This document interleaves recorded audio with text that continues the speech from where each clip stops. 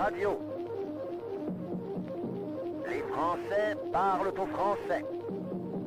Je n'aime pas la blanquette de veau. Je n'aime pas la blanquette de veau.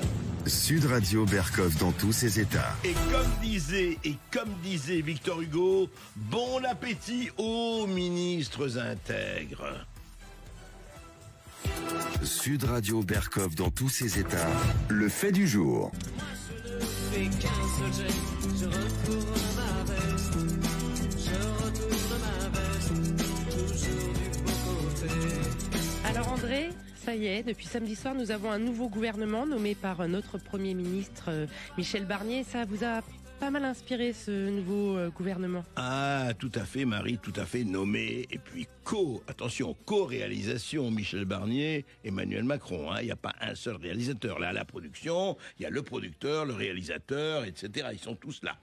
Et c'est intéressant. Alors, effectivement, on a mis la musique et on a mis l'opportuniste de Jacques Dutronc. Non, faut pas exagérer, ils sont pas tous opportunistes. Et puis vous savez, souvent, politique varie, c'est en fonction des circonstances, vous comprenez? Il faut tenir compte des circonstances.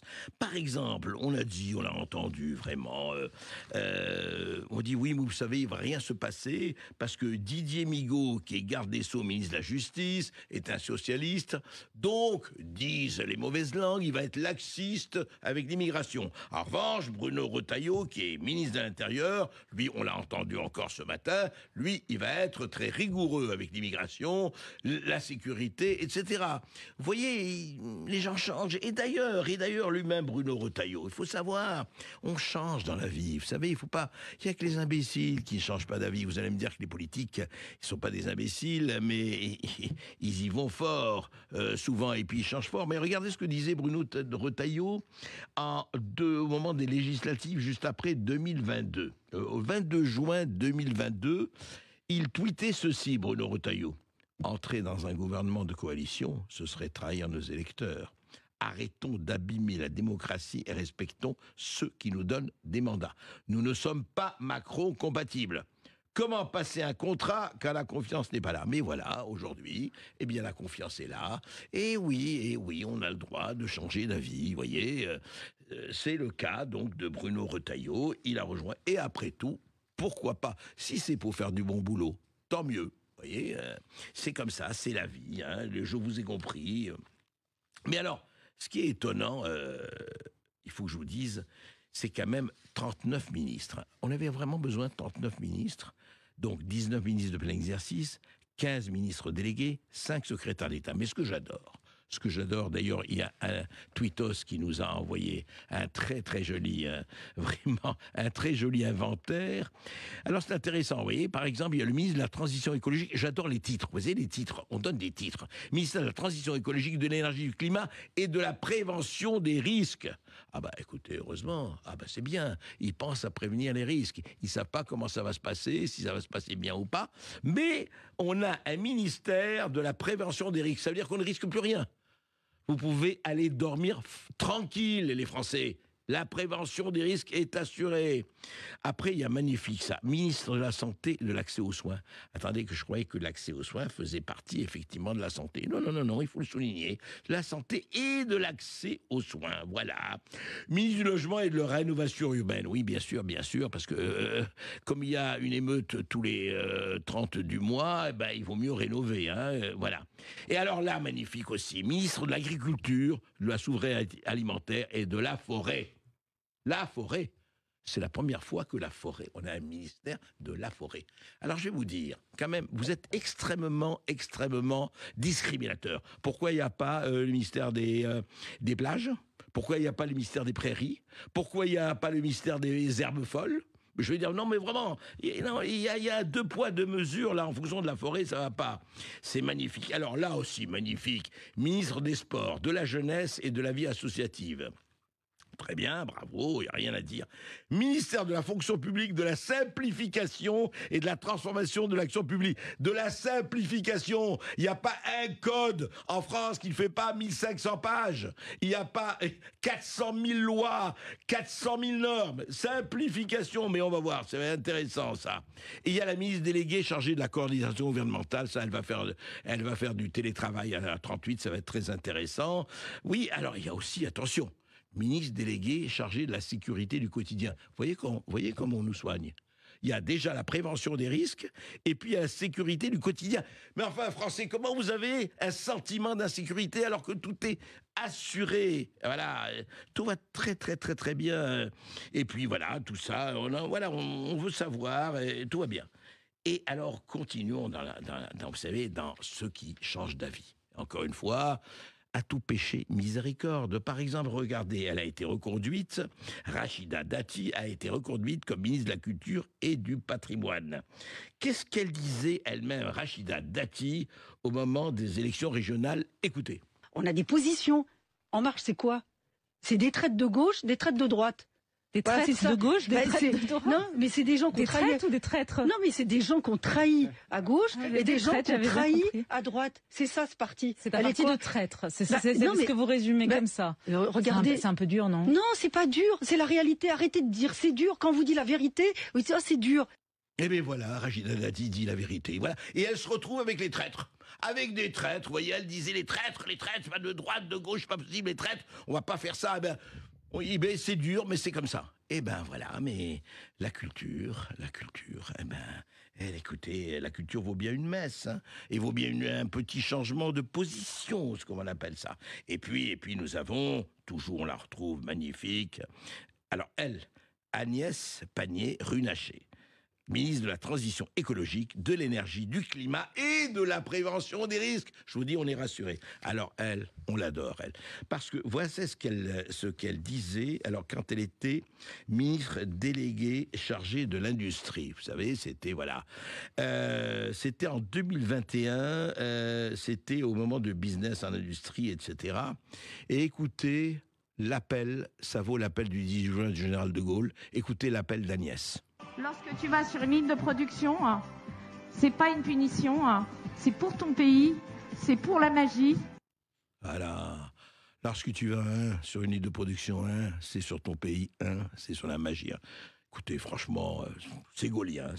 Et puis alors là, magnifique aussi, toujours Agnès Pannier-Runacher, magnifique quand elle était, alors là, c'était une émission en septembre 2022 sur RTL, le grand jury. Elle était ministre de la Transition énergétique. Voilà, maintenant elle est ministre de la Transition écologique, vous voyez, de l'énergie. Voilà, en fait, c'est ce même poste qu'elle avait en 2022. Et voici ce qu'elle disait sur la voiture électrique.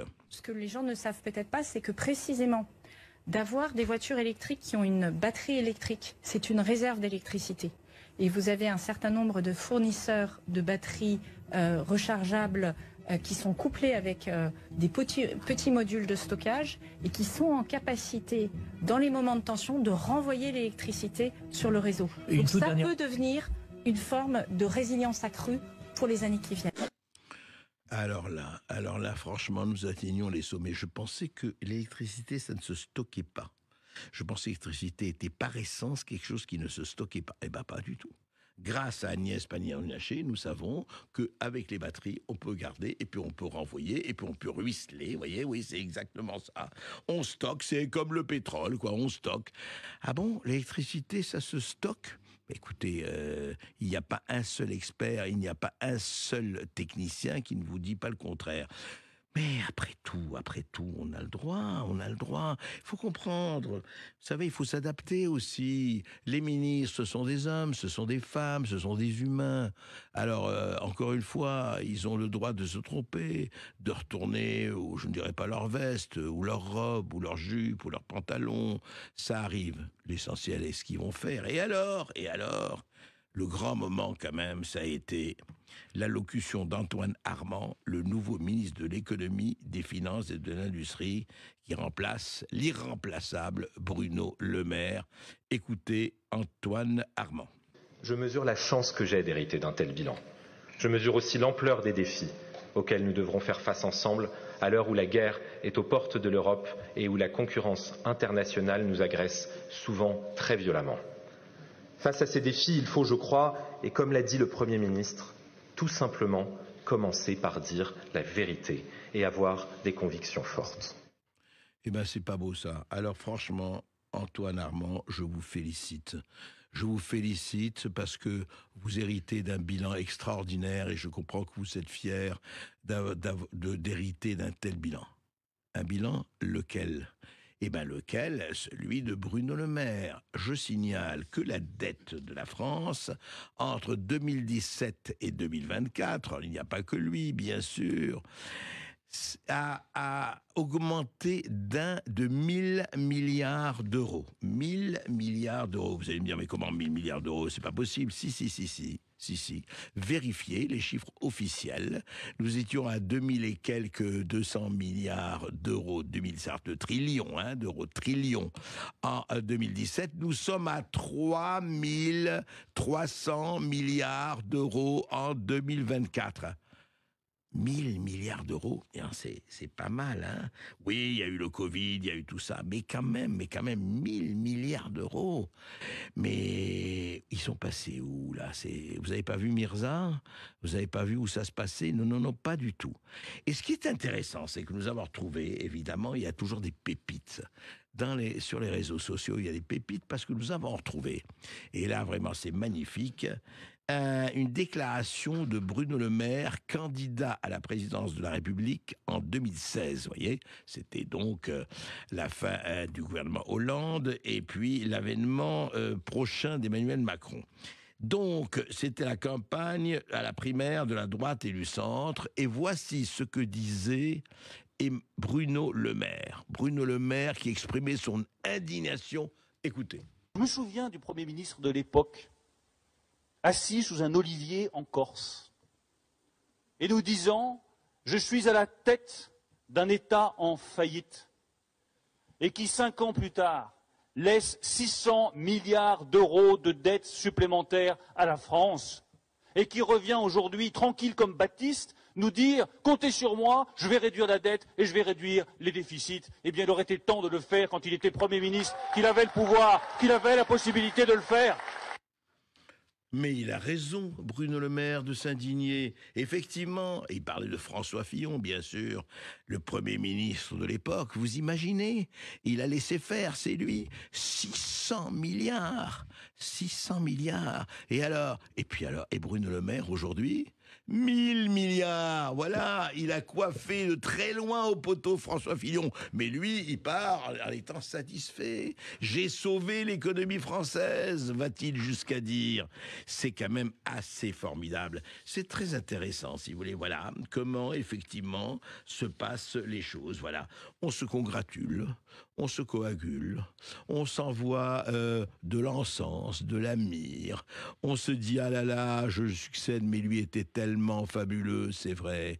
Et pendant ce temps, eh bien, les Français regardent esbobis, éberlués, un peu sidérés, légèrement sonnés. Ils regardent le train passer. Et le train, il part où ? Il ne sait pas où il va, le train, mais je peux vous le dire, il y va. Et c'est ça qui est magnifique. Voilà. Eh bien, écoutez, souhaitons très bonne chance au gouvernement de Michel Barnier et espérons. Il faut toujours espérer. L'espoir fait vivre, n'est-ce pas ? Et vous voulez réagir ? Vous avez une question, n'hésitez pas à nous appeler au 0826 300 300 ou à réagir sur notre Facebook Live. On revient tout de suite dans Berkoff, dans tous ses états. Et là, on va parler d'agriculture. Les Français parlent au français. Les carottes sont cuites. Les carottes sont cuites. Sud Radio Berkoff dans tous ses états.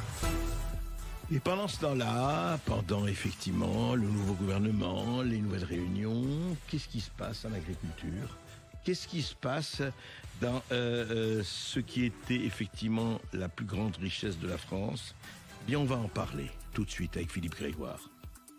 Sud Radio André Berkoff.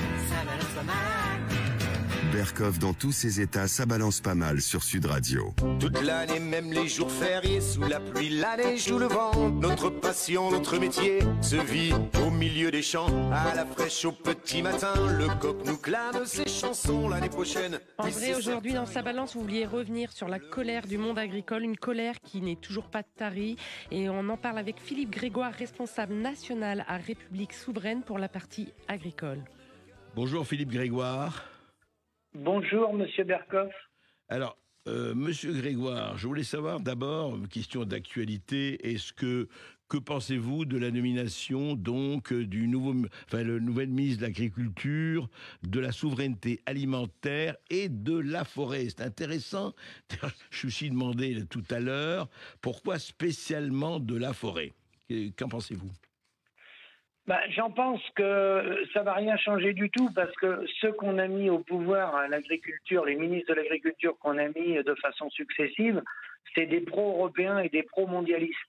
Donc, de toute façon, elle va être dans la ligne de la politique de Michel Barnier, de M. Hollande, de M. Macron, de M. Sarkozy. Et tant qu'on aura des politiques agricoles pro-mondialistes, pro-européennes, et qu'on ne voudra pas sortir des traités de libre-échange, et qu'on ne voudra pas parler du rôle que jouent les agriculteurs sur les territoires et revenir à une marge nette pour les agriculteurs et non plus faire du libre-échange mais de faire de la coopération entre les États, tant qu'on ne changera pas les règles du jeu du commerce et qu'on sera assassiné comme on est assassiné, on peut mettre n'importe quel ministre de l'Agriculture, on ne sortira pas de l'ornière. Oui, alors Philippe Grégoire, justement, on se pose là, vous nous dites ça, effectivement, on se rappelle, il n'y a pas si longtemps, de ce qui s'est passé sur les autoroutes, de ce qui se passait au salon de l'agriculture, etc., etc. Écoutez, on parle d'un côté le drame absolu de suicide d'un certain nombre d'agriculteurs, on sait ce qui se passe. D'un autre côté, on parle de tous les problèmes, on les analyse, on les décortique, etc. Mais apparemment, rien ne change. Alors, de temps en temps, vous avez des syndicats agricoles ou des fédérations qui disent oui, non, ça va plus comme ça, on va vraiment arrêter tout ça, je ne dirais pas tout casser, mais on va vraiment réagir. Et apparemment, il y a quelques moments comme ça de hausse de température, et puis tout retombe jusqu'à la prochaine. Est-ce que c'est un sort? Est-ce que ça peut bouger? Alors vous dites, oui, il faut changer de politique, de cette politique mondialiste. Oui, mais qui va la changer? Qui va la changer si les Français ne s'y appliquent pas?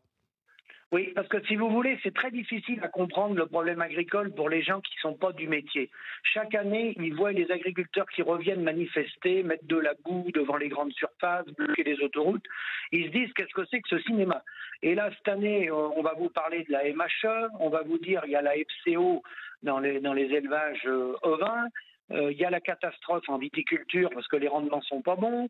Arnaud Rousseau a dit on a perdu 3 milliards d'euros sur les récoltes de céréales. Mais ça, c'est lié à notre métier, c'est lié au climat. Ouais. Autrefois, il y avait la fièvre afteuse, il y avait la bruxellose. De tout temps, comme dans d'autres professions, d'autres ont des problèmes. Ça, je dirais que c'est normal. Bien sûr. Pourquoi tout de suite on tire la sonnette d'alarme et les gens sont sous pression? C'est parce qu'en année normale, depuis surtout les années 80, depuis le virage néolibéral des années Reagan-Thatcher, on n'a pas de marge. Il revient 3-4 centimes sur un litre de lait à l'agriculteur. Pareil en viande bovine. Vous dites, il revient 3 à 4 centimes par litre de lait pour l'agriculteur, c'est ça? Oui, de marge nette, c'est pareil sur les céréales. Il revient 400 dans une baguette de pain. Quand le consommateur va acheter sa baguette de pain, il revient 4 centimes aux producteurs céréaliers, 6 centimes si on remet la PAC. Le problème, il est là. C'est la répartition de la valeur ajoutée sur un caddie de 100 € chez Super U, Carrefour ou Leclerc. Il nous revient 6,50 € Alors, c'est lié au traité de libre-échange, mais pas qu'au traité de libre-échange. C'est lié aux oligopoles de l'industrie agroalimentaire qui ont été favorisés depuis Maastricht, depuis 92, qui a créé des oligopoles, un oligopole en viande bovine, Bigard, un oligopole en volaille, le groupe LDC. Et si vous voulez, les paysans, ils sont pris dans une mondialisation avec des oligopoles qui ont la main sur l'achat des matières premières dans les exploitations agricoles. Et depuis la guerre en Ukraine, ça s'est accentuée parce que depuis la guerre en Ukraine, 50% des sociétés de courtage dans le monde sont des sociétés anglo-américaines qui spéculent sur les matières premières agricoles. Donc, si vous voulez, on est dans une financiarisation de l'agriculture, comme il y a dans la pharmacie, dans d'autres domaines, Monsieur Berkoff. Oui, mais alors, Philippe Grégoire, franchement, que peut-on faire? On voit très très bien, regardez, Ursula von der Leyen a été, j'allais dire triomphalement, mais oui, on peut le dire triomphalement, réélue à la tête de la Commission européenne, qui est notre véritable Premier ministre, enfin, il faut le dire, en tout cas, elle joue un rôle de pouvoir très important. On voit ce qui se passe en Europe, sur le Parlement européen. Est-ce qu'il y a d'abord, je vous demande, au niveau européen, est-ce que les agriculteurs européens ont des intérêts très divergents ou est-ce qu'un jour ils peuvent se retrouver sur un certain nombre de causes communes et de causes de combats communs? Non, on a des intérêts communs. On l'avait fait avec l'APLI, l'Association des producteurs de lait indépendants, une structure au niveau européen qui est le contre-pouvoir du COPA-COGECA, qui est le rassemblement des 26 FNSEA en Europe. Il existe un modèle différent qui est basé sur la charte de la Havane, qui est avec une gestion des volumes qui est ni le modèle néolibéral tel qu'on le vit, ni le modèle soviétique, qui est de la coopération entre les États qu'on peut mettre en place avec une gestion des volumes qui ne coûte pas un centime. Simplement, on n'en a pas vu encore le fruit de ça, parce que politiquement, les politiques qui ont la main en Europe, en France, en Allemagne, partout, ils ont mis en monnaie d'échange l'agriculture française ou européenne, si vous voulez. Ils l'ont mis en échange avec les GAFA, avec Volkswagen qui a 2 sites en Europe, 2 aux États-Unis, 20 en Chine. Oui, et quand on est dans des rapports de force, vous savez que les chefs d'État n'ont pas d'amis, ils n'ont que des intérêts. Et l'agriculture, c'est la 5e roue de la brouette. Oui, mais alors justement, les nations n'ont pas d'amis, De Gaulle l'avait dit, ils n'ont que des intérêts. Mais justement, on attend ton point des politiques qui s'occupent de leur peuple et des intérêts de leur peuple, chacun. Alors justement, à courte vue, ce libre-échange exacerbé a permis au début des années 80 aux consommateurs, entre guillemets, de payer moins cher. Je dis bien entre guillemets. Oui. Parce que ce qu'on a fait, c'est qu'on a délocalisé, vous savez, notre industrie, on délocalise notre agriculture. J'ai fait le calcul, là, on importe à peu près 34% aujourd'hui, tout confondu. On est à 56 dans les moutons, 71 dans les fruits et légumes. Alors, les fruits et légumes, d'importation. Oui, d'importation. Oui. Ouais. Tout confondu, on est entre 30 et 34 parce que là-dedans, il y a des boissons non alcoolisées. Mais si vous voulez, à terme, le problème, c'est qu'on perd nos emplois. Parce que quand vous avez plus d'usines en France, quand vous avez plus de Michelin, si demain on n'a plus d'agriculture, au départ, c'est du rapport de force. On va nous dire, Monsieur Berkoff, il faut mieux aller chercher les poulets en Pologne, et puis il faut mieux aller chercher les fleurs au Kenya. Mais le jour où on va être totalement indépendant, le jour où il y aura un conflit majeur comme on a eu avec l'Ukraine, le jour où Poutine dit « moi le gaz, je peux fermer la vanne », le jour où quelqu'un dira « moi je peux fermer la vanne des poulets ou la vanne des cochons », on va faire comment là ? Oui, c'est-à-dire en fait c'est du court terme et on ne pense pas du tout justement aux décennies, à moyen terme, à nos enfants, aux générations qui viennent. Mais ce qui est étonnant, encore une fois, Philippe Grégoire, on s'en est parlé déjà et je vous ai déjà accueilli, toujours avec plaisir. Le problème, c'est qu'on a l'impression qu'on dit ça et puis pardon de l'expression, c'est comme pisser dans un violon. C'est-à-dire que rien ne change. On dit, vous savez, il faut tout changer pour rien ne change. Mais c'est extraordinaire. Cette mondialisation dont vous parlez, apparemment, elle est partie comme un tracteur, elle écrase tout sur son passage. Et comment l'arrêter? Alors, de temps en temps, vous avez justement des responsables agricoles qui disent, mais écoutez, c'est pas possible, on va arrêter, c'est très difficile, même si nous, on doit nourrir des bêtes, nous, on doit être là, on ne prend pas de vacances, etc. Mais en fait, s'il n'y a pas un mouvement, je dirais contraire, quelle possibilité, quel espoir, je parle pour vous dans sur quoi vous combattez, quel espoir d'arrêter cela? On revient toujours au même point. Alors déjà, il faut préciser qu'il y a 2 suicides par jour, beaucoup chez les éleveurs dans le monde agricole. Toujours 2 suicides par jour, oui, Philippe oui, Grégoire. Oui. Ouais. Ça serait l'intérêt des paysans, ça serait l'intérêt du peuple français, l'intérêt de l'environnement, hein, parce qu'on va recréer des emplois sur nos territoires si on part sur un modèle de coopération entre les États où on trouve des intérêts avec des pays qui vont nous vendre du pétrole ou autre chose, et nous on fait un échange sur la partie internationale, soit avec du poulet ou du vin ou du champagne ou que sais-je. Bon, et tout ce qu'on peut produire chez nous, il faut qu'on le produise chez nous, qu'on retrouve notre souveraineté.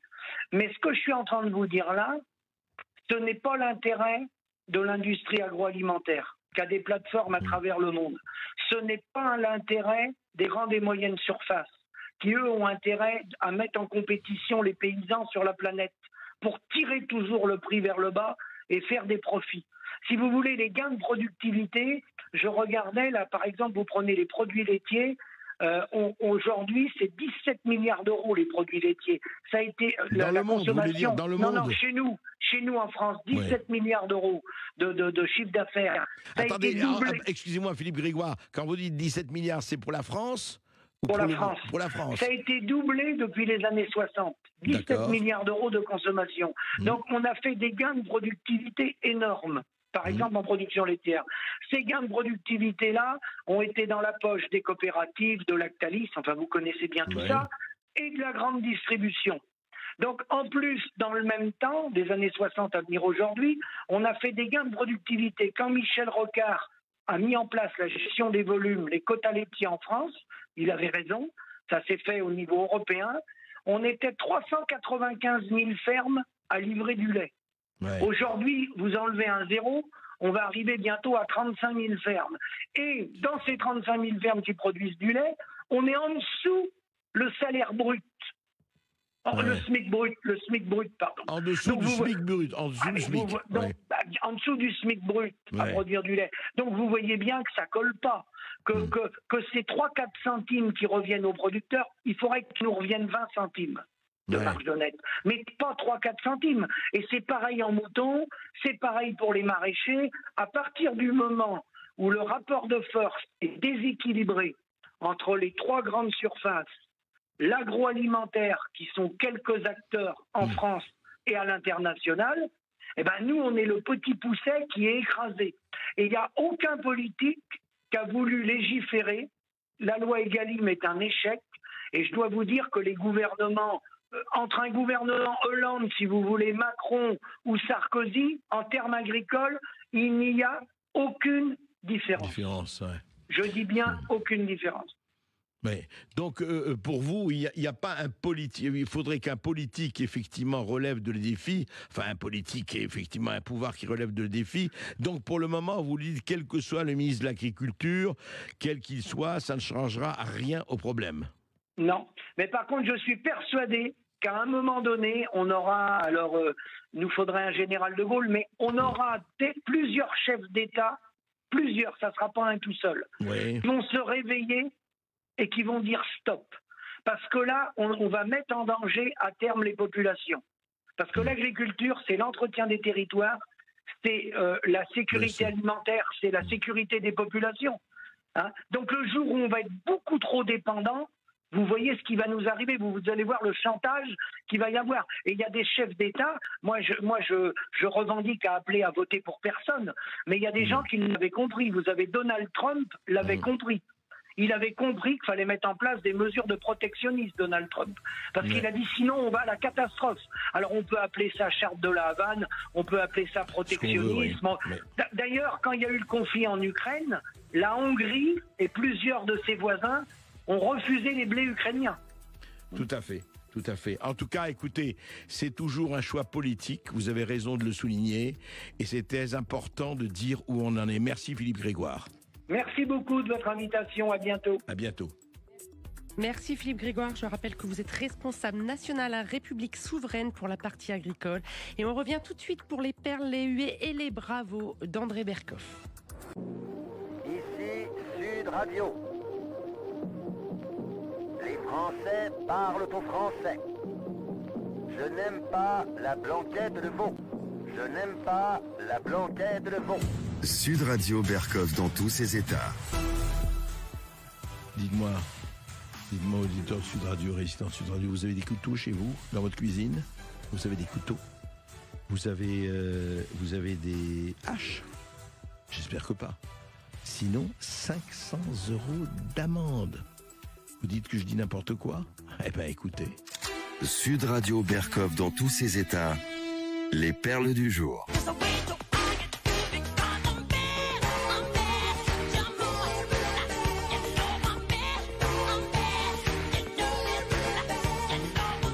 L'immense Michael Jackson, I'm bad, hein, je suis mauvais. Eh bien, écoutez, voilà, on a trouvé la solution. Vous savez, on en avait parlé dans nos émissions la semaine dernière. Ça y est, avant même qu'il y ait le ministère de la Prévention du risque, etc., eh bien, le port d'Opinel, vous savez, le fameux couteau Opinel, eh bien, il est désormais sanctionné de 500 € d'amende et d'une inscription au casier judiciaire. M'entendez? Si vous avez des Opinel chez vous ou un seul Opinel, attention, on va expérimenter, ça y est, c'est parti. Si vous avez des couteaux de type Opinel, la guiole, etc., ça fait partie des armes de catégorie D. Voilà. On fait une action en ce moment, voilà, de savoir ce qu'on va faire. Si vous avez, en tout cas, de port ou de transport sans motif légitime, voilà.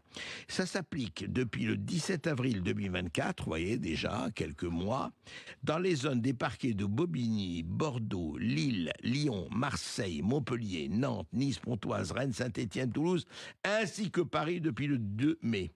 Cette mesure s'inscrit dans un contexte, évidemment, on avait parlé, vous le savez, d'augmentation des attaques au couteau. Ces dernières années, d'ailleurs, ça devient, comme vous le savez, quotidien et plus que quotidien.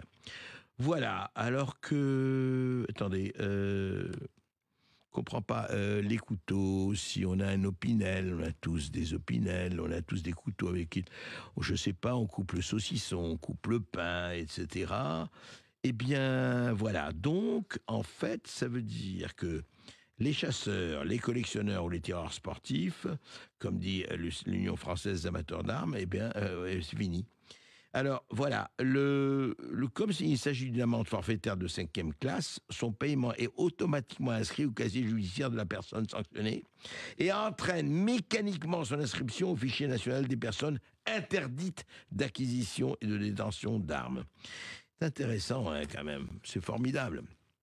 Or, écoutez, le nombre, on le sait, dans les fermes et un peu partout, et nous-mêmes, enfin, quand on a un bon couteau comme ça, on le garde. Est-ce que ce couteau, alors, le paysan aveyronais ou le paysan ailleurs, il s'en sert pour assassiner? Il s'en sert pour découper et éventrer? Non, mais c'est quoi cette folie? C'est quoi? C'est-à-dire, on revient toujours dans cette espèce d'angélisme et d'hypocrisie complètement et de tartufferie imbécile qui consiste à dire que, puisqu'il y a des attentats au couteau, eh ben la solution est très simple, supprimons les couteaux. Et non pas sanctionnons les gens qui utilisent ces couteaux. Non, c'est le couteau qu'il faut sanctionner. Il y a des gens qui utilisent des machettes, c'est la machette qu'il faut sanctionner. Des gens qui utilisent un coup de poing américain, des voyous, de la bonne racaille ou autres qui utilisent toutes les armes possibles et imaginables, et je ne parle même pas des mitrailleuses, tout ça. Non. Alors, l'interdiction des armes, c'est formidable, hein. C'est vraiment formidable. C'est-à-dire qu'au fond, la peine de mort, je vais vous dire un truc, n'a jamais aussi bien fonctionné qu'en France. Jamais. Vous dites comment? Mais elle est interdite depuis Badinter. Qu'est-ce que vous me racontez? Ah oui? Et dites-moi, quand quelqu'un assassine quelqu'un, ou éventre quelqu'un, ou l'estropie à vie, c'est pas une peine de mort ou une peine de vie très diminuée? Ça s'appelle comment? Donc, ont le droit d'appliquer la peine de mort tant qu'ils veulent aux gens qui n'en ont rien à faire et qui font leur méfait. Voilà. Et tous les autres, eh bien, écoutez, rendez vos armes, désarmez-vous, eh bien, écoutez, et puis, si vous arrive quelque chose, dites-vous que c'est un accident, que nous allons condamner très fermement, que nous allons réagir, et qu'en attendant, marche blanche, bonbons, chocolat, fleurs, et imagine de John Lennon, hein, parce que comme ça fera bien, voilà. Tant que ça n'arrive pas à moi, n'est-ce pas? C'est pas très grave, hein. Et puis oui, c'est terrible, c'est comme ça. hallucinant quand même. Comment peut-on arriver à ce stade? Vraiment, on peut se poser des questions. Sud Radio Berkov dans tous ses états. J'ai une copine sur les bords, au milieu, c'est vrai que je crains un peu. Eh oui, viens chez moi, j'habite chez une copine, mais quand j'ai dit viens chez moi, je squatte chez quelqu'un qui n'est pas une copine, eh ben c'est la même chose. Voilà, une femme, on va essayer de la voir ici dans l'émission. Une femme à un immeuble à Montreuil, en Seine-Saint-Denis. Hein. Ça fait 2 ans que son immeuble, qui lui appartient, dont elle est propriétaire, est squatté par 50 clandestins. Voilà, et puis des gens comme ça qui sont installés, de bons squatters. Eh bien, le préfet du 93 refuse d'agir depuis 2 ans, mais on ne peut pas se faire justice. Comme vous le savez, la loi empêche. Ah non, vous devez prendre un avocat, la police, vous pouvez convoquer la police, mais attendez, je comprends pas, c'est mon appartement, c'est ma maison, c'est mon immeuble. Ah ben oui, mais vous comprenez, vous n'étiez pas là, ils se sont installés, ils ont installé une électricité, voilà, 48 heures après, c'est comme ça.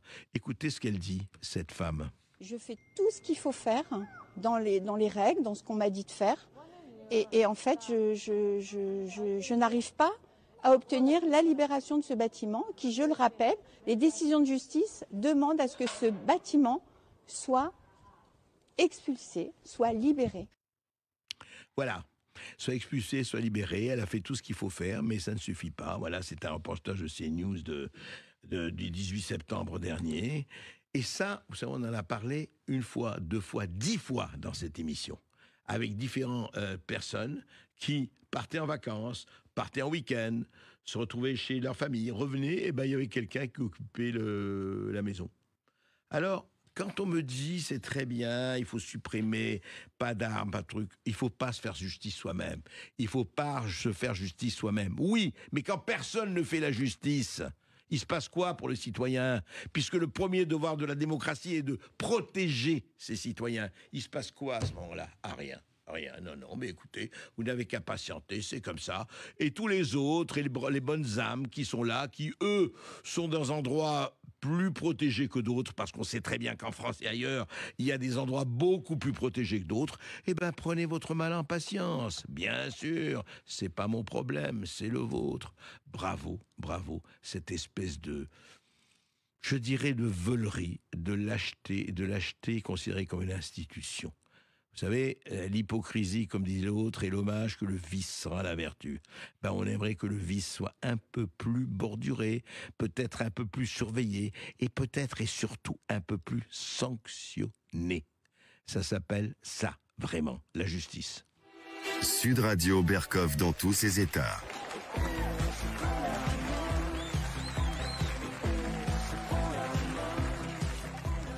Qui ne connaît pas la merveilleuse chanson d'Indochine, on se prend la main, etc. Hein, magnifique. Et qui avait été reprise en 2020 par Indochine et Christine and the Queen, hein, qu'on connaît très très bien. Eh bien, il y a une parodie, il faut que vous écoutiez un peu extraordinaire. Dans l'émission belge Le Grand Cactus, il y a 2 jours, ils ont fait un hommage au genre parodiant Indochine et Christine and the Queens. Écoutez, ça vaut son pesant de cacahuètes. J'ai pas envie de la voir nue, et même habillée non plus. Je suis une bille ou un héron, moi un lapin qui se sent poisson. Et on comprend plus bien, et on comprend plus bien. Je suis une tranche de pain, et moi jambe de jardin. Et on ne comprend plus bien, et on ne se comprend plus bien. Un chaton, un voilà, magnifique, on comprend plus bien, bien sûr. Voilà, une très très très jolie parodie faite par 2 humoristes belges, comme quoi en Belgique, il y a encore de l'humour. C'est compliqué, mais ils n'ont pas de gouvernement, mais ils ont de l'humour. Rémi, tout de suite, la suite de Berkov dans tous ses états. Sud Radio Berkov dans tous ses états. Le face-à-face. Aujourd'hui, dans le face-à-face, André Berkov reçoit Stanislas Berton, entrepreneur et auteur de L'Homme dans la Cité, et il sort le tome 4 aux éditions Le Temps Retrouvé. Stanislas Berton, vous n'y allez pas de main morte. Vous, quatre volumes de L'Homme et la Cité. En fait, il faut le savoir, vous publiez des essais très régulièrement sur votre site, sur votre plateforme, on peut dire, c'est ça.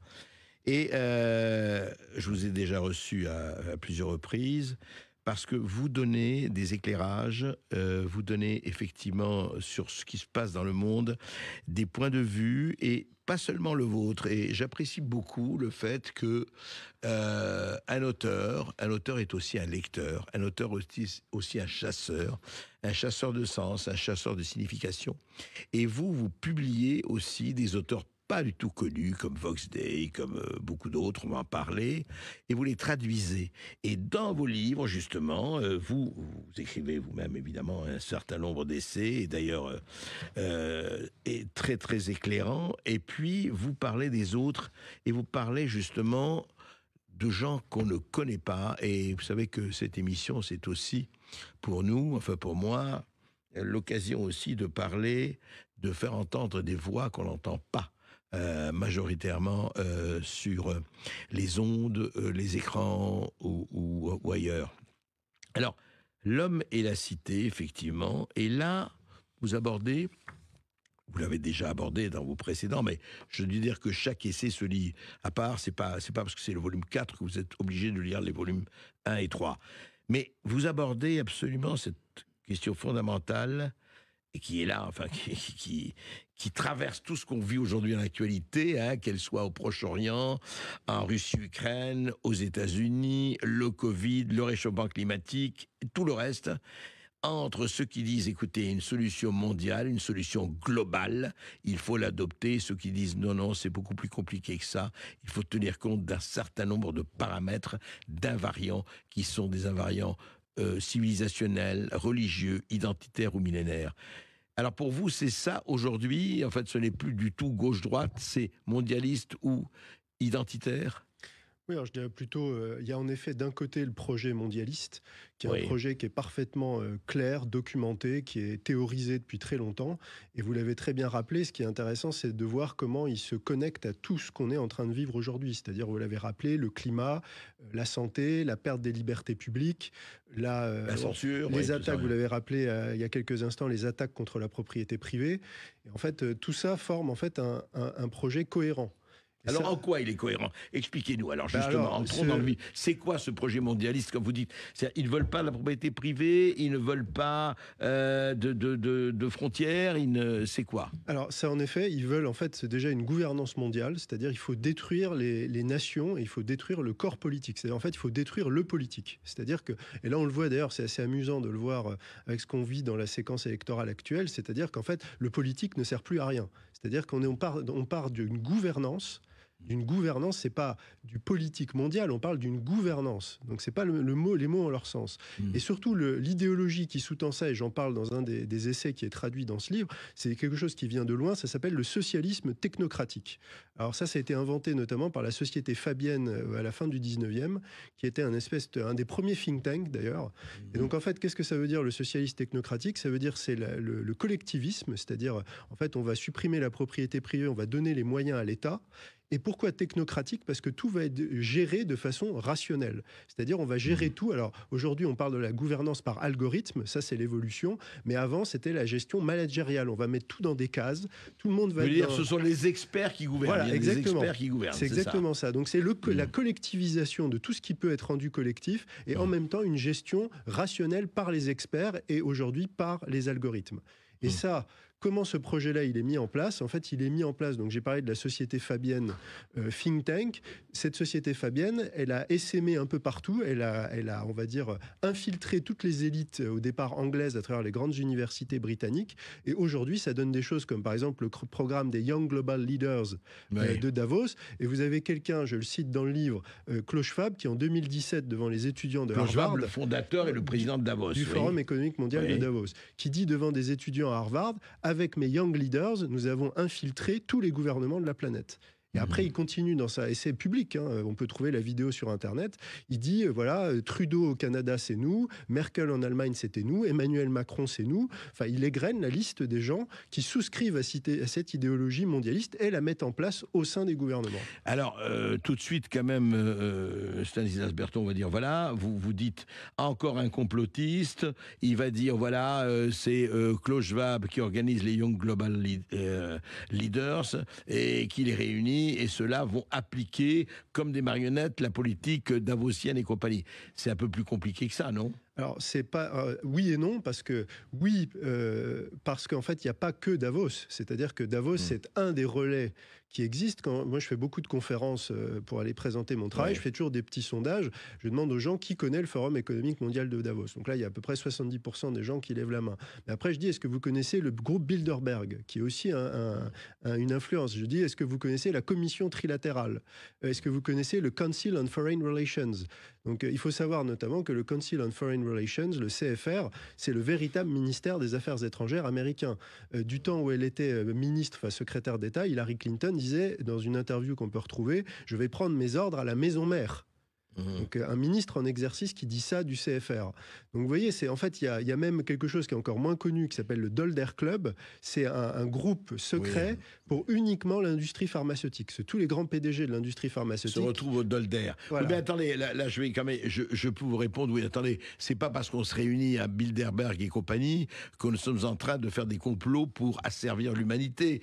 Parce que les Young Global Leaders, en fait, c'est quoi? On les forme, c'est quoi? Et essayons d'expliquer, puisque vous avez donné des noms prestigieux, très connus, qui sont Young Global Leaders. En fait, qu'est-ce qu'on leur fait? Qu'est-ce qu'ils font pour ça? Est-ce qu'il y a une formation? C'est quoi? C'est ça. Alors en fait, ils sont déjà repérés, c'est-à-dire qu'on les repère. Alors soit ils viennent déjà, ils sont, on va dire déjà introduits dans le milieu par leur famille, voilà. Après, on repère aussi des potentiels, hein, donc c'est vraiment un peu les chasseurs de tête. Et après, ils vont faire des séminaires et ils vont être, je dirais, introduits petit à petit dans cette idéologie, dans ce projet. Jusqu'au moment, en fait, ils n'ont plus l'impression d'avoir une idéologie. C'est-à-dire que quand vous écoutez aujourd'hui la vie politique, vous vous rendez compte que gauche ou droite, en fait, le même projet avance. Et en fait, les gens ne comprennent pas. Ils disent, mais attendez, on vote pour une alternance, mais en fait, il y a toujours les mêmes choses on a l'impression qu'il y a une lame de fond qui continue d'avancer. Bah oui, parce qu'en fait, quand vous regardez leur profil, de gauche ou de droite, ils sont tous passés par le forum de Davos. Oui, et alors ce forum de Davos et les autres, vous dites justement, c'est pas une conspiration de petits hommes gris, mais c'est des gens qui pensent la même chose. C'est-à-dire qui pensent quoi? Qui pensent en fait que le monde peut être dirigé par une élite internationale, qui sait ce qu'il faut. C'est le camp non seulement du bien, mais c'est le camp du savoir, et les autres doivent suivre. C'est un peu ça pour schématiser. Il y a une classe, on va dire, d'élus éclairés qui eux savent ce qui est bon, et c'est très séduisant, hein, leur idéologie. En tout cas, on va notamment arrêter les guerres, parce que vous savez, le nationalisme, c'est mal, c'est la guerre. Donc, quand il y aura plus de pays, il y aura plus de frontières, il y aura plus de guerre. Les religions, c'est mal parce que les gens se tapent dessus. Donc, on va faire une grande religion mondiale et le monde sera en paix. Mais le problème, c'est qu'en faisant ça, en fait, c'est le mépris du réel, c'est la réalité des histoires, des peuples, des identités, des cultures, des religions.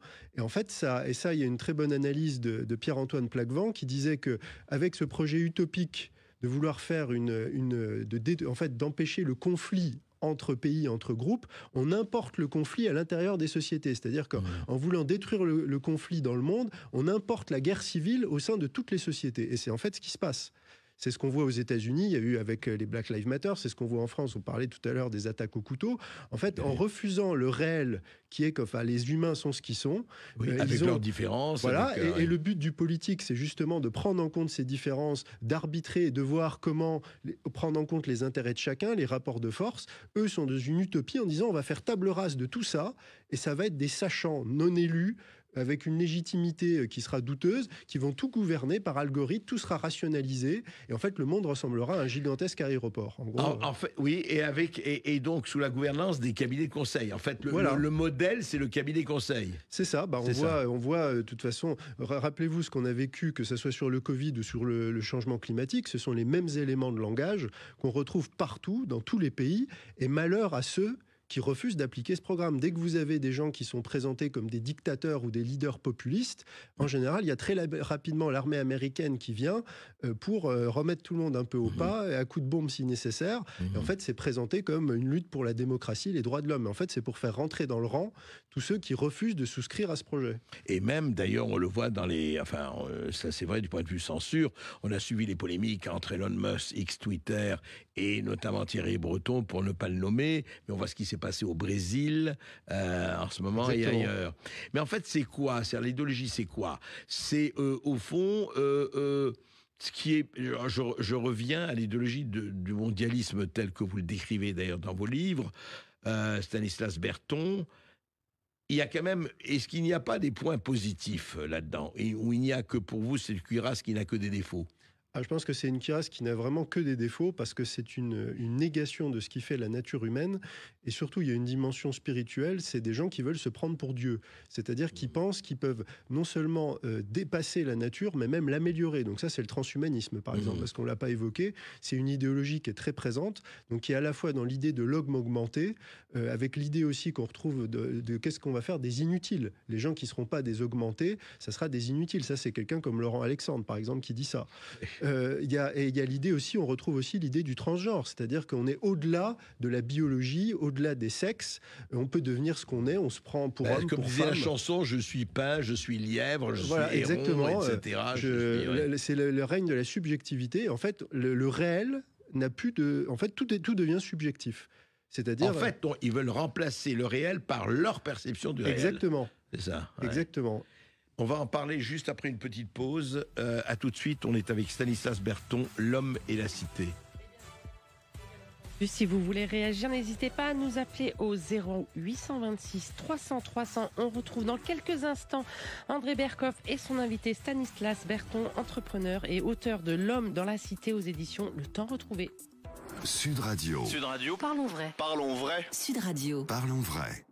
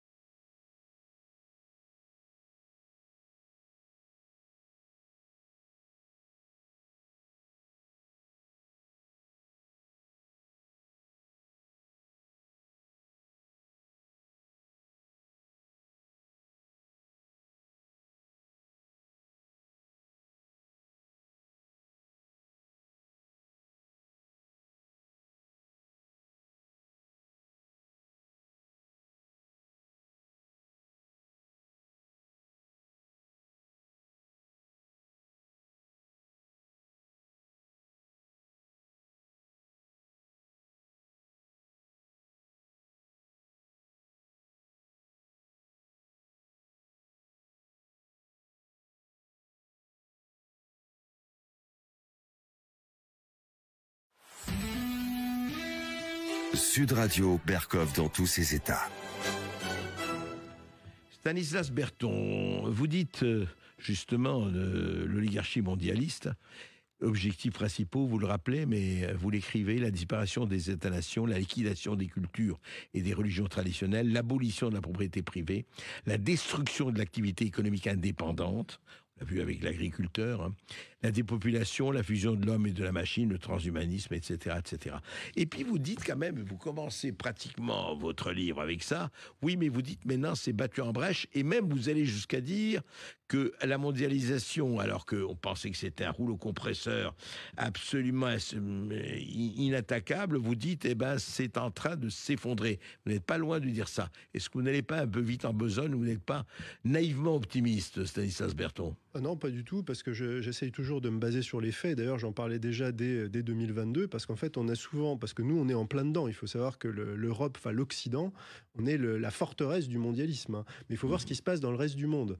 Et dans le reste du monde, qu'est-ce qui se passe? Il y a par exemple l'alliance des BRICS qui est en train de se mettre en place, qui refuse justement cette mainmise économique, et notamment du dollar. Il y a la dédollarisation des échanges internationaux, qui est un événement... Mais elle est encore au début, hein, elle est encore, oui, elle est encore au faible. Début. Elle est faible, mais quand on sait le rôle qu'a joué le dollar, et notamment le pétrodollar, il y a un événement qui a été très peu commenté cette année, c'est la fin du pétrodollar. C'est l'Arabie Saoudite qui a commencé à acheter en monnaie chinoise ou à vendre en monnaie chinoise ses hydrocarbures directement sans passer par les dollars. Ça, il y aurait eu ça il n'y a même pas 10 ans.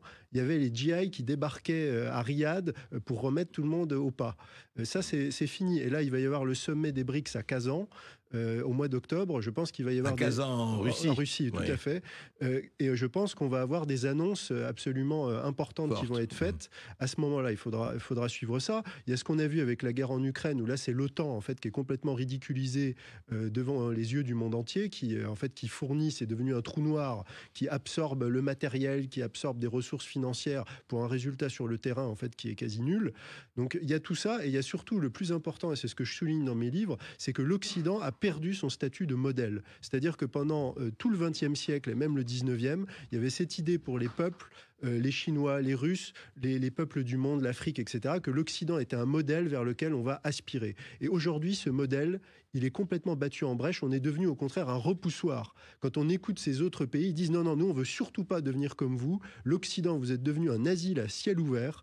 Et donc, laissez-nous nous développer avec nos traditions, nos cultures, vos LGBT, vos transgenres, votre destruction des valeurs traditionnelles, tout ça, on n'en veut pas. Je crois que le woke a joué un rôle de repoussoir très fort pour ces pays-là, en tout cas. Mais exactement. Exactement, et surtout, nous, on l'a surjoué. Moi, je me rappelle, il y a quelques temps, il y avait quand même le gouvernement français qui n'avait rien trouvé mieux à faire que d'envoyer un ambassadeur des droits LGBT au Cameroun.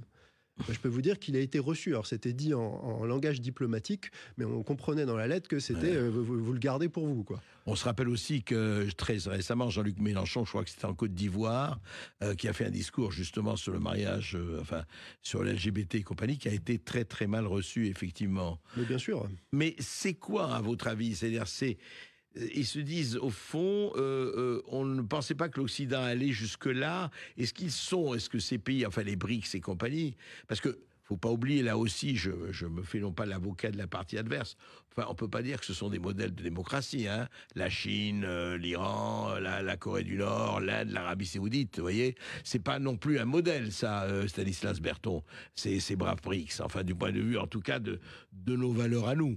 Alors, il y a plusieurs choses de ce point de vue-là. Il y a un Chinois qui disait à juste titre, nous, en Chine, on ne peut pas changer de gouvernement, mais on peut changer de politique.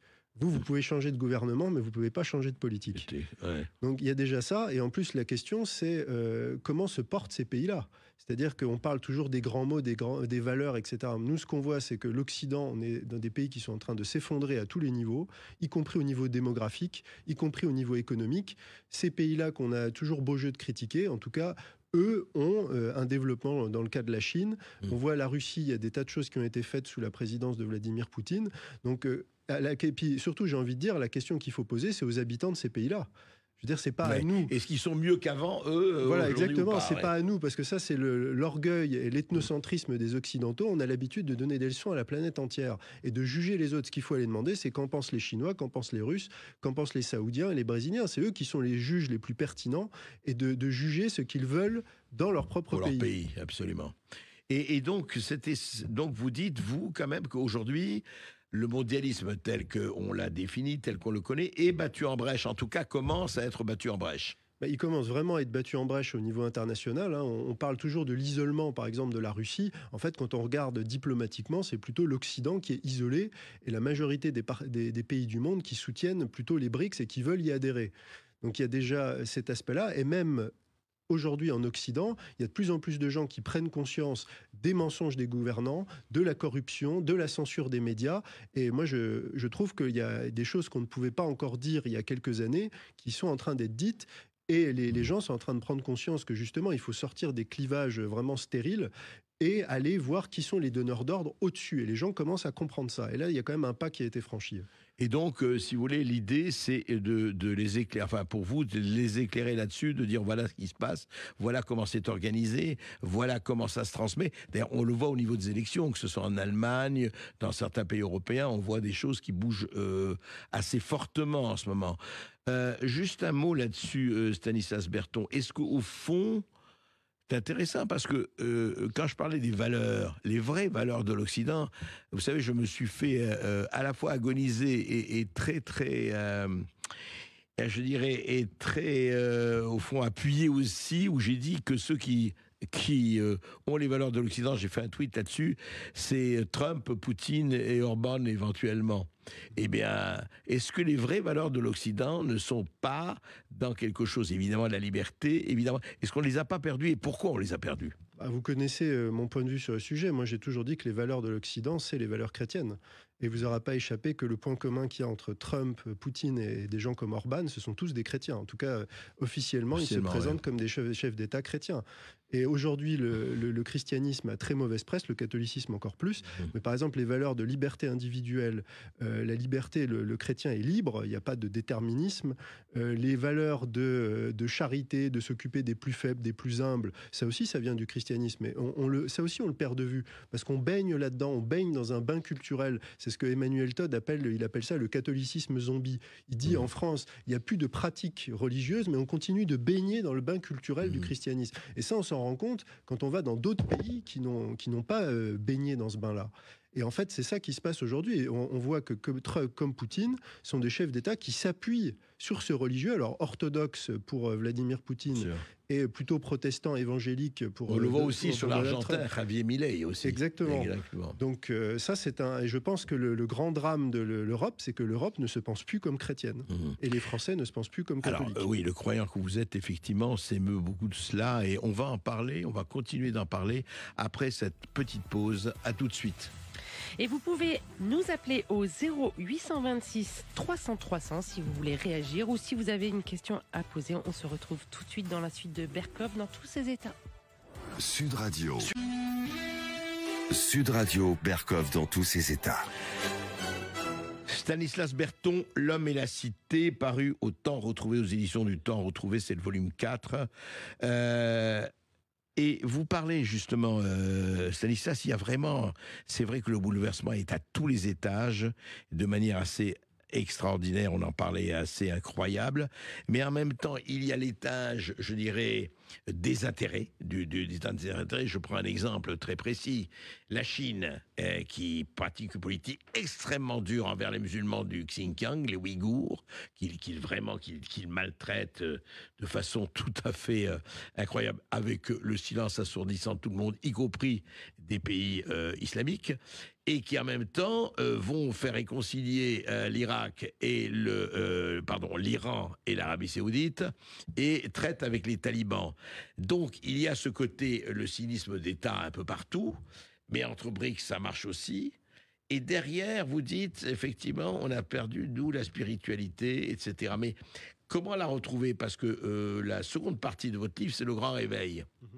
Alors ce grand réveil, évidemment, allusion au grand reset de Klaus Schwab, allusion ironique, Mais ce réveil, vous le sentez déjà? Vous dites qu'on le sent bien et un peu partout. Je l'évoquais tout à l'heure, on voit déjà qu'il y a une volonté des Français, en tout cas, d'aller chercher, on voit le succès notamment des médias alternatifs, comme Sud Radio. Les gens ont compris que la parole officielle est quand même de plus en plus mensongère et de plus en plus discréditée, donc les gens sont demandeurs. Moi, je vois dans mes conférences, dans mes livres, il y a une vraie demande de trouver la bonne information, des gens qui parlent du réel. Après, on parlait plus spécifiquement de l'aspect spirituel. On voit, il y a des choses objectives. On voit, par exemple, en France, l'augmentation du nombre de baptisés qui a explosé. Les chiffres sont tombés là à Pâques, c'est exceptionnel. Il y a eu le pèlerinage de Chartres, vous en avez parlé, qui a été un succès extraordinaire. On sent que les gens sont en demande. Ils sont en demande de vérité à tous les niveaux. Et en même temps, il y a les églises qui brûlent, qui n'ont jamais autant brûlé. Et à la limite, j'ai envie de vous dire, paradoxalement, ça c'est un bon signe, parce que ça veut dire que le diable se déchaîne. Et là, il sent il lui reste plus beaucoup de temps, donc il faut qu'il fasse un maximum de dégâts. Donc, mais j'espère que les églises qui brûlent, ça rappellera aussi aux Français la nécessité de protéger ce patrimoine, parce qu'on a toujours l'idée que c'est éternel, l'église au milieu du village, mais l'église, elle peut disparaître. Qu'on soit croyant ou pas, est déjà un patrimoine civilisationnel qui est Exactement. très très très fort, effectivement. Mais alors justement, parlons, et moi ça m'a frappé dans vos livres d'ailleurs, vous citez et vous traduisez un certain nombre d'auteurs qu'on ne connaît pas du tout, en tout cas en France. Et qu'est-ce qui vous a le plus frappé? Alors, on ne va pas tout déterminer, il nous faudrait beaucoup de temps, mais qu'est-ce qui vous a le plus frappé dans ces auteurs que vous avez découverts, qui sont en anglais, mais qui ne sont absolument pas traduits? Qu'est-ce qui vous a le plus frappé? Moi, ce qui m'a frappé déjà, c'est le caractère plus avancé et beaucoup plus radical de ce qui se passe dans, on va dire, la résistance anglo-saxonne. C'est-à-dire, je pense que les anglo-saxons sont beaucoup plus avancés dans la compréhension de ce qu'est le projet mondialiste, et eux, ils ont compris que ça existe, et ils sont déjà dans la réflexion de comment résister, comment le combattre de façon concrète. Alors que nous, non. Nous, déjà, il faut déjà convaincre les gens qu'il y a un projet, qu'il existe, et faire le lien avec tout ce qu'ils sont en train de vivre et ce projet. Mais juste un mot, Stanislas Berton, vous savez très bien qu'il y a un certain nombre de politiques français, pour ne pas les citer, les Dupont-Aignan, les Asselineau, les Philippot, Zemmour, de temps en temps, enfin, lui c'est l'union des droites, et puis d'autres, qui parlent quand même du mondialisme pour le combattre. Ils n'ont aucune, à votre avis, aucune portée, aucune influence? Déjà, il faut quand même reconnaître que leur poids, en tout cas électoral, est quand même très limité, et surtout, ils sont, je dirais, ce sont certains, des fois des bribes. En fait, là, aux États-Unis ou dans d'autres pays, c'est vraiment un projet politique, on va dire, plutôt mainstream. Par exemple, Trump se fait élire là-dessus. Quand il va à la tribune des Nations Unies, il dit l'ennemi à combattre, c'est le globalisme, enfin le mondialisme, contre le nationalisme. Donc il y a un discours clair, il y a 30-40% de la population qui est convaincue de ça. Donc on n'est pas du tout à la même échelle en termes de prise de conscience. Puis il y a des choses qui vont beaucoup plus loin, beaucoup plus profond. Donc déjà, il y a ça. Et ensuite, moi, ce qui m'intéresse avec ces auteurs, c'est la qualité de leur travail, mais dans des choses très différentes. Par exemple, je traduis Martin Guedes, qui est un auteur britannique, qui travaille sur le grand réveil. Donc, il explique le processus, qu'est-ce qui est en train de se passer. Il y a une guerre en cours, une guerre psychologique. Les gens qui ont conscience, justement, de ce projet mondialiste ont pour mission d'éveiller les autres, de leur expliquer ce qui se passe. Et cela a un coût, cela demande des sacrifices. Donc, il décrit ça. Moi, ça m'intéresse beaucoup. Il y a quelqu'un comme Voxday, que je traduis, qui est un auteur absolument remarquable, qui lui cible plutôt tout ce qui touche autour du wokisme. Donc il a un très bel un livre qu'il a écrit, et ça c'est pas une traduction, j'ai traduit à partir de son livre. Il parle du concept de convergence, c'est comment les grandes entreprises, les multinationales, sont gangrenées de l'intérieur par le wokisme. Et il décrit cliniquement comment ça se passe. Pourquoi ? Voilà, il explique le mécanisme et pourquoi. Donc c'est très intéressant, parce que c'est vrai que comment Disney, comment telle ou telle grosse entreprise. Moi, ce qui m'a donné envie d'écrire cet article, c'est, vous savez, il y a eu, je crois que c'était l'année dernière, la grande marque de bière Anheuser-Busch. Budweiser. Oui, qui avait fait la pub avec un transgenre, et ça avait fait complètement s'effondrer les ventes. Ils ont perdu 1 milliard de chiffre d'affaires. Exactement. Donc, et on voit ça avec plein de grandes marques, de cosmétiques, de vêtements, etc., qui vont sur le transgenre, qui vont sur tout ça. On a parlé aussi là récemment, je parlais d'un jeu vidéo qui a été un échec industriel parce qu'ils ont été, entre autres, c'était pas la seule raison, mais sur un peu le wokisme, la diversité, les critères d'inclusivité. Donc en fait, il y a des grandes boîtes qui se sabordent avec vraiment des accidents, et on essaye de comprendre pour ça. Et de Voxday donne les clés de ça, par exemple, explique vraiment comment ça se passe. Et là, il explique quoi ? Juste il en explique quelques que mots. petit à petit, une entreprise, en fait, c'est une infiltration. Il appelle ça le cancer corporate. Où en fait, c'est des départements de l'entreprise, déjà les relations humaines, déjà le marketing. Puis après, ça gagne le reste de l'entreprise. Et il dit à la fin, en fait, l'entreprise, elle est plus là pour satisfaire ses clients.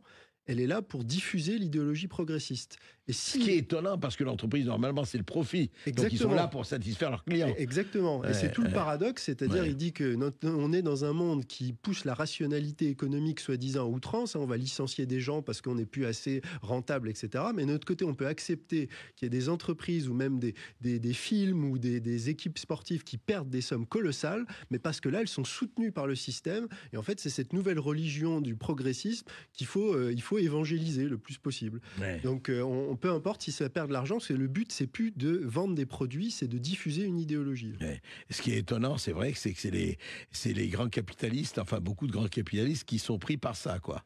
Mais et ce qui est, pour finir sur ce sujet, parce que ça c'est important de le dire, c'est que derrière ce mouvement-là, donc égalité, inclusivité, wokisme, c'est des grands fonds d'investissement, c'est les plus grands fonds de l'investissement de la planète, c'est BlackRock, c'est Vanguard, et il y avait le PDG de BlackRock, Larry Fink, qui disait avec les ESG, donc c'est ces fameux critères carbone, diversité, etc., on va forcer les comportements sur le genre et sur la race. Oui, il disait, forcer les comportements, absolument. Voilà. Adaptez-vous, c'est très intéressant, et effectivement, je crois que nous avons un auditeur. Oui, nous avons Claude qui nous appelle du Pays Basque. Bonjour Claude. Bonjour Claude. Oui, bonjour Monsieur Berkoff. Bonjour. Bonjour Monsieur Berton. Bonjour. J'écoute l'émission Monsieur Berkoff depuis le début et je trouve une constante dans l'émission. J'ai entendu Monsieur Grégoire parler sur l'agriculture et des solutions intelligentes qu'il propose. Je vous ai entendu parler du nouveau gouvernement. Oui. Et là, une première question m'était arrivée, c'était quand est-ce qu'on arrête les conneries, parce que manifestement, c'est encore pas le cas. Et j'entends maintenant Monsieur Berton qui nous explique d'une manière absolument extraordinaire la situation dans laquelle on se trouve. Et moi, chrétien, catholique, pratiquant, effectivement, j'en ai un peu marre de me prendre des baffes dans la tête toute la journée. D'autant que je trouve pas ça juste, et d'autant que c'est effectivement sur ces valeurs-là que notre pays s'est construit, que l'Europe s'est construite. Alors la question que j'avais pour Monsieur Berton, et il a, je pense, en partie répondu, c'est quand est-ce que ça va s'arrêter et quand est-ce qu'on va enfin pouvoir à nouveau respirer. Stanislas Berton. Alors ça, je ne suis pas une Madame Irma, donc je ne peux pas dire à l'auditeur, mais déjà ce que je peux lui dire, c'est qu'il y a des vrais motifs d'espoir, et surtout s'il est chrétien, il ne faut jamais oublier l'espérance et jamais oublier la promesse que nous a fait le Christ, puisqu'il a déjà vaincu sur la croix. Mais ensuite, il y a vraiment des choses qui sont en train de bouger dans le monde. On les a évoquées à l'antenne. La question, c'est quand est-ce que ça va arriver en France ? Mais je pense que ça va arriver. Et ça va arriver peut-être plus vite qu'on ne le croit, parce qu'on est quand même dans un état de tension vraiment maximale. Et les choses sont vraiment en train de craquer, ne serait-ce que sur le plan économique et financier. On a vécu avec l'illusion, notamment l'illusion de l'argent facile. Et ça, aujourd'hui, on est en train de voir que la petite musique est en train de s'arrêter. Donc je pense qu'on va avoir un retour au réel. Et je pense qu'on va aller vers des temps difficiles à court terme. Mais à long terme, je pense que ça va être quelque chose de plutôt positif, parce qu'on va purger, on va essayer de purger nos sociétés de tout ce qui est, de tous ces mensonges, de toutes ces illusions. Et on va réussir, je pense, à s'en sortir, mais ça va être difficile. Je pense qu'il y a des temps difficiles qui nous attendent. Mais alors, Stanislas Berton, justement, ce retour au réel, parce qu'on voit très très très bien, et tout le monde en parle, ça, vous savez, de la dissociation entre les dirigeants et la population, les élites et le peuple, ça c'est devenu une espèce de, je dirais, presque de banalité de base. Le problème, c'est que effectivement, il faut en parler, il faut le montrer, mais quand vous dites que on est effectivement en train de changer de monde, est-ce que vous avez parlé d'économie, effectivement, vous n'êtes pas un certain nombre d'économistes, de Charles Gave à Marc Toiti, avec beaucoup d'autres, disent effectivement on ne peut pas continuer comme ça, la dette, les intérêts de la dette, et puis le pouvoir d'achat, et puis les retraites, etc., etc., etc. Et d'autres vous disent, alors peut-être plus cyniques, oui, mais écoutez, jusqu'à présent, ça marche comme ça et il n'y a pas de raison. Alors effectivement, encore une minute, monsieur le bourreau, mais c'est l'Europe, too big to fall ou too big to fail, vous voyez. C'est-à-dire trop grand pour faire faillite. À votre avis, ça va se passer sur un plan plutôt, encore une fois, sans faire du tout Madame Irma, mais le réveil en cours ou le retour au réel en cours, d'ailleurs c'est le titre du parti de votre livre, est-ce que ça va se faire plutôt sur un plan politique, plutôt sur un plan, je dirais pas insurrectionnel, mais enfin dans la rue, plutôt sur un plan spirituel ou les 3 ou 4 en général? Mais je pense justement, c'est ça, c'est tout en même temps. C'est-à-dire qu'il va y avoir une convergence de crise et de prise de conscience. Et en fait, c'est logique puisque tout est lié. C'est-à-dire le projet qu'on a décrit, il repose notamment sur la monnaie. Hein. C'était en grande partie le dollar. Là, le dollar est en train de se casser la figure. On était dans une illusion de prospérité parce que on vivait, en fait, le reste du monde nous vendait leurs produits, notamment les Chinois. Mais à un moment, les Chinois vont dire stop. Est-ce que les Russes, quand on les menace de les frapper avec des armes à longue portée, vont continuer à nous vendre les matières premières dont on a besoin? Parce que ça aussi, ça se passe officiellement, on les a sanctionnés, mais en sous-main, on continue d'acheter. Donc peut-être qu'à un moment, ils vont dire stop. On a montré ici les banques américaines, enfin le département d'État du boycott qui dit attention, vous ne touchez pas à telle ou telle banque russe parce que c'est l'énergie. Donc on ne touche pas aux choses sensibles, mais à un moment peut-être que les Russes vont dire stop, peut-être qu'aussi il va y avoir dans ces difficultés un réveil spirituel. Moi je pense qu'il est en cours. Donc, je pense que tout en fait va se passer en même temps. C'est pour ça que je parle du grand réveil, parce que c'est un processus, c'est-à-dire que les gens en fait attendent peut-être, je pense c'est une erreur, c'est d'imaginer un espèce de grand soir où ça va se passer d'un coup. Je pense que c'est un processus qui est en cours et qui va se dérouler. Alors est-ce qu'il va se dérouler sur 1 an, 5 ans, 10 ans? Mais en tout cas, il est en train de se dérouler. Et voilà, on ne sait pas à quelle vitesse il va se produire. Il se déroule mondialement pour vous. Il se déroule mondialement. Alors, il affecte plus ou moins. Par exemple, nous, je pense qu'on va être plus affecté sur certains aspects parce que c'est une grosse partie de notre modèle qui est remis en cause. Mais par exemple, pour les pays, j'ai cité les BRICS, où eux vont avoir déjà le processus est en cours pour eux, pour en tout cas la recomposition géopolitique. Eux, ils sont déjà dans une autre logique. C'est plus l'Occident qui fait sa loi. Ça, ils l'ont vraiment intégré. Je pense ça, vous voulez, c'est acté pour ça, vous, pour moi, c'est acté. La fin du dollar, c'est acté. On est, en fait, c'est en train. Vous savez, c'est comme. Et la fin de l'euro aussi. Alors, je pense que de toute façon, l'euro, Charles Gave l'a dit avant tout le monde. Hein, il a dit que c'était quelque chose qui était bancal dès le départ. Donc, ça ne peut que se terminer. L'Union européenne, qui est une aberration politico-économique, l'UE, ça va disparaître aussi. Vous savez, j'ai cette anecdote, c'est De Gaulle qui est à Londres. Et en fait, je crois que c'est en 42 ou en 43, il arrive et il dit à son aide de camp, écoutez, ça y est, c'est fini, les Russes seront à Berlin dans 2 ans, quoi. Il anticipe, il dit ça y est, la guerre là elle est pliée, en fait on déroule, mais après maintenant la dynamique, le rapport de force a changé. Donc moi je pense qu'on est là, et je dis s'il y a des mondialistes qui nous écoutent, vous avez perdu, ça y est, rendez-vous, c'est fini. Négocier tant que c'est possible. Négocier tant que c'est encore possible. On va voir. Écoutez, je crois que nous avons une auditrice maintenant, et c'est Sandrine qui nous appelle du Tarn-et-Garonne. Bonjour Sandrine. Oui, bonjour André, bonjour Monsieur Berton, je crois. Monsieur Berton, Stanislas, voilà. Oui, bonjour. Alors non, je suis pas une mondialiste, loin de là. Une agricultrice, et d'ailleurs j'ai écouté mon ami Grégoire que je l'ai félicité, que je trouvais qu'il avait très très bien parlé. Oui. Donc on a fait partie de la liste du peuple, donc on est souverainiste. Je vais dans l'âme et je veux me battre, et donc je veux dire, s'ils n'ont pas compris, franchement. Les Français n'ont pas compris depuis les élections européennes tout ce fiasco qu'on a, je veux dire tout ce qu'on a vu, là, tout ce qui s'est passé. Heureusement qu'il y a eu une pause avec, on va dire une trêve avec les Jeux Olympiques, mais je veux dire, en fait, s'ils n'ont pas compris qu'il y a une supercherie, qui est les mondialistes, et même, je pense que vous avez raison, sont peut-être en train de perdre la face parce que maintenant tout va être dit et redit. Et bien là, je ne sais pas en fait, qu'est-ce qu'il faudrait faire en fait. Je pense que c'est peut-être un petit peu le début où on va commencer un petit peu à essayer, on va peut-être nous écouter un petit peu les souverainistes. J'espère, je l'espère. Vous le souhaitez, après, Sandrine je le souhaite. D'accord. Après, je voulais simplement dire, vous savez, nous, dans la ruralité, moi je les appelle, vous savez, ces gens, ces politiques là qui se mettent les uns les autres, et qu'on est copains, on se déteste, mais on s'aime. Voilà. En fait, pour moi, ce sont des petites gens, vous voyez. Ce sont des exigences, voilà. Alors justement, merci Sandrine, merci. Juste un mot, effectivement, Stanislas Berton, est-ce que on n'a pas là quelque chose, justement, comment ça peut se traduire politiquement ? C'est intéressant peut-être d'aborder ça sans faire des prédictions.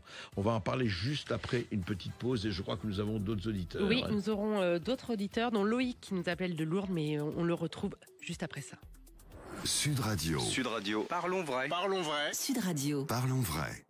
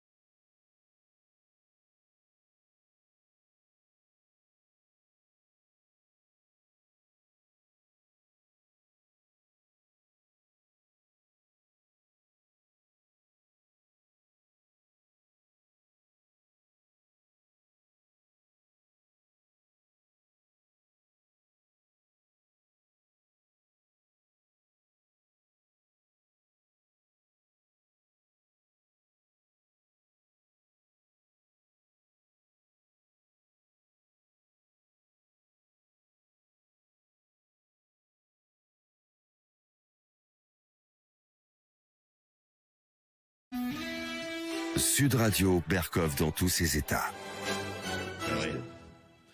Oui, nous sommes toujours avec Stanislas Berton, bien sûr, et c'est L'Homme et la Cité que je recommande vraiment, lisez-le, le volume 4, lisez les autres volumes aussi, mais celui-là vient de paraître. Et effectivement, juste avant de prendre notre auditeur, Loïc, qui nous attend. Loïc, juste, est-ce qu'il y a une traduction politique possible ? Parce qu'on voit très bien, si on regarde le paysage politique français, je ne parle même pas de la formation du gouvernement, qui sont les gens, aujourd'hui, politiquement ? Est-ce qu'il y a des gens qui, enfin politiquement au sens large du terme, qui représentent un peu ce courant dont vous parlez, le courant du réveil, ce que vous appelez le réveil, ou de la résistance, etc.